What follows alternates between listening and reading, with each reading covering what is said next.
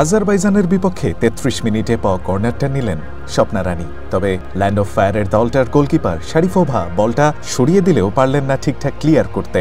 সরাসরি বল পায়ে পেয়ে মারিয়া মান্দা যেন ভুলে গেলেন দুটো দলের র্যাঙ্কিংয়ের ব্যবধানটা। লাল সবুজের স্বপ্নটা ভর করল তার দু চোখে, নিলেন অসাধারণ একটা শট। ফলাফলে বাংলাদেশ পেল একটা চোখ ধাঁধানো গোলের দেখা। ট্রাই নেশন সিরিজে আজারবাইজান এদিন টের পেল আফিদা ঋতুপর্ণাদের মাঠের দুরন্তপনাটা।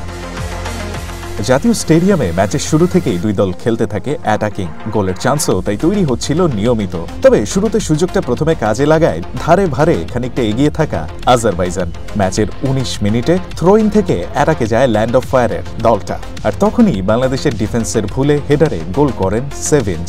১-০ ব্যবধানে এগিয়ে যায় আজারবাইজান। পিছিয়ে পড়ে মরিয়া হয়ে ওঠা বাংলাদেশ ৩৩ মিনিটে পায় কর্নার। স্বপ্নার নেওয়া কর্নার থেকে দারুণ এক গোল করে লাল সবুজের প্রতিনিধিদের সমতায় ফেরান মারিয়া মান্দা। ফার্স্ট হাফে আর গোল পায়নি কোনো দল।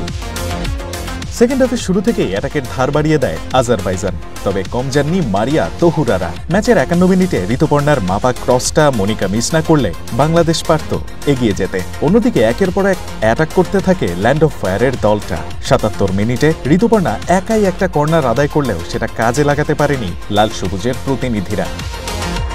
উল্টো ৮৩ মিনিটে বাংলাদেশের ডিফেন্সের ব্লান্ডার কাজে লাগিয়ে গোল করে বসেন আজারবাইজানের মিডফিল্ডার এসরা।